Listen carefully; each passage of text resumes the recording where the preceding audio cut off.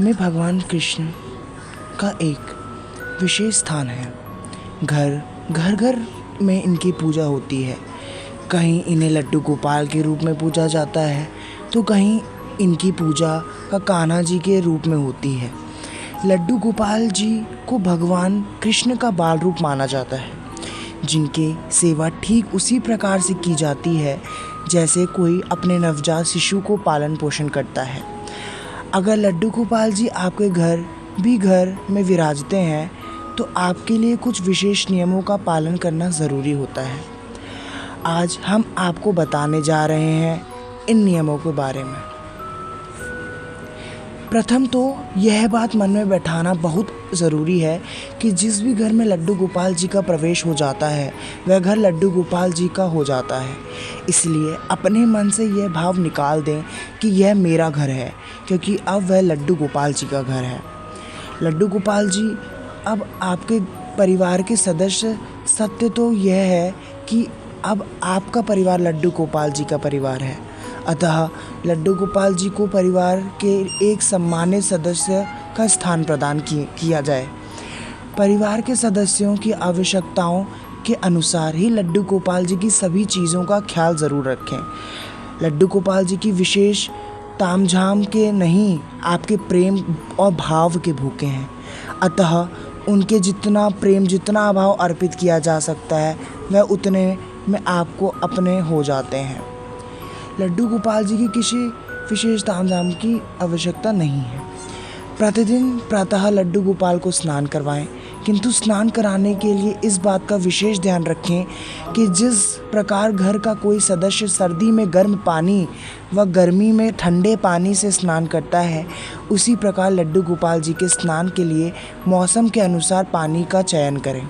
स्नान के बाद प्रतिदिन धुले स्वच्छ वस्त्र पहनाएं। जिस प्रकार आपको भूख लगती है उसी प्रकार लड्डू गोपाल जी को भी भूख लगती है, अतः उनके भोजन का ध्यान ज़रूर रखें।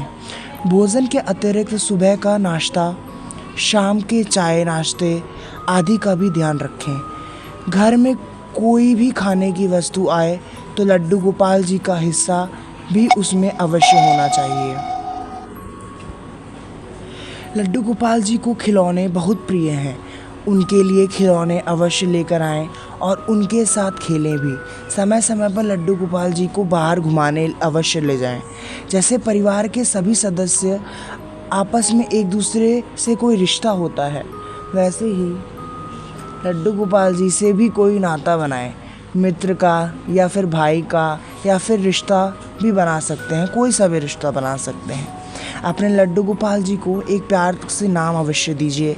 प्रतिदिन रात्रि में लड्डू गोपाल जी को शयन अवश्य कराएं। जिस प्रकार एक छोटे बालक को प्रेम से सुलाते हैं उसी प्रकार उनको भी सुलाएं।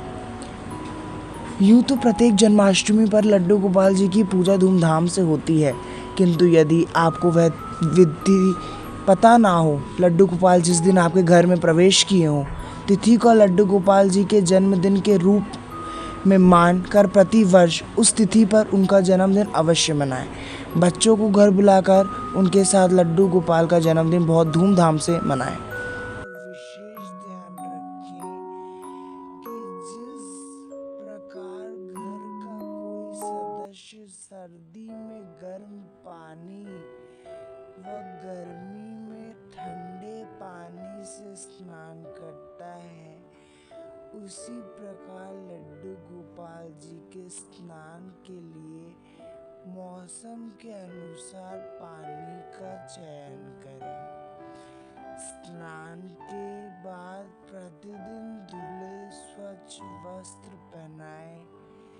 जिस प्रकार आपको भूख लगती है उसी प्रकार लड्डू गोपाल जी को भी भूख लगती है, अतः उनके भोजन का ध्यान जरूर रखें। भोजन के अतिरिक्त सुबह का नाश्ता, शाम के चाय नाश्ते आदि का भी ध्यान रखें। घर में कोई भी खाने की वस्तु आए तो लड्डू गोपाल जी का हिस्सा भी उसमें अवश्य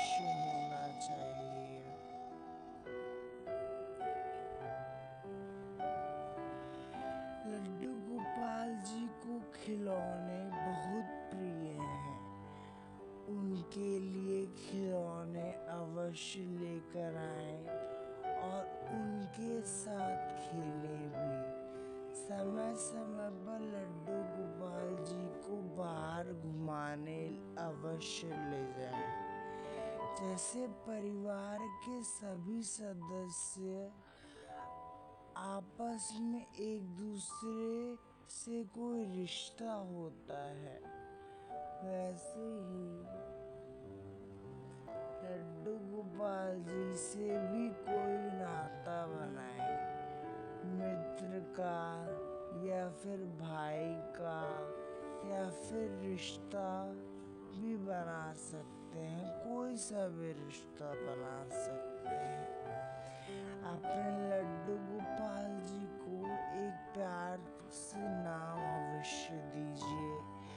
प्रतिदिन रात्रि में लड्डू गोपाल जी को शयन अवश्य कराएं। जिस प्रकार एक छोटे बालक को प्रेम से सुलाते हैं, उसी प्रकार उनको भी सुलाएं।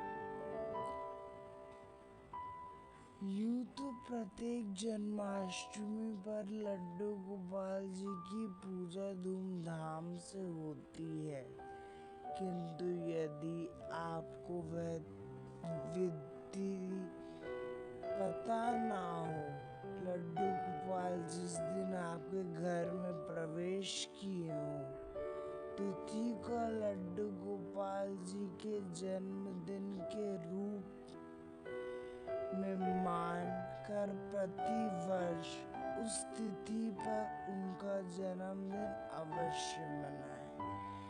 बच्चों को घर बुलाकर उनके साथ लड्डू गोपाल का जन्मदिन बहुत धूमधाम से